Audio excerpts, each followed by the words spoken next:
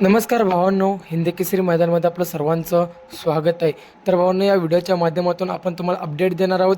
ती अपडेट म्हणजे आपला सर्वांचा लाडका रुस्तम व द्वादशी हिंद केसरी बकासूर नक्की कोणत्या गटामध्ये पळणार याचीच. कारण भावांनो, सर्वांना आतुरता असतोय आपला बकासूर कोणत्या गटामध्ये पळेल, बकासूरचा पैरा कोण. तर आता भावांनो, बकासूरचा पैरा तुम्हाला समजलंच असेल. तर घरचा साज आपल्याला पळताना दिसणार आहे. घाणनचा बब्या आणि बकासूर हा जोड आपल्याला 100% एकत्र पळताना दिसणार आहे. राहिला विषय गटाचा, नक्कीच कोणत्या गटामध्ये पळेल. तर भावांनो, गट क्रमांक 5 मध्ये आपला सर्वांचा लाडका बकासूर पळताना दिसणार आहे. गट क्रमांक 5, तास क्रमांक 5 वरती बकासूर 100% पळताना दिसेल. नक्कीच कोणत्या नावावर, तर भावांनो, बाब्याचे नावाने चिठ्ठी निघालेले सागर शेठ कटरे घाणंद, पॉवर प्लस कराड, अनर्धाबार कडसुंडी यांचा बाब्या अशा नावाने चिठ्ठी निघालेले. तर नक्कीच त्याच गटामध्ये आपला बकासूर पालताना दिसेल.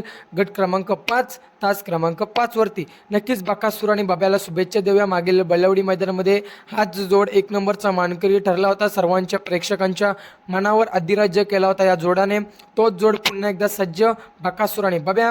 शुभेच्छा. जर चॅनलला नवीन असेल तर चॅनलला सबस्क्राईब करायला विसरू नका. भेटूया अशाच नवीन अपडेट्समध्ये. धन्यवाद भावांनो.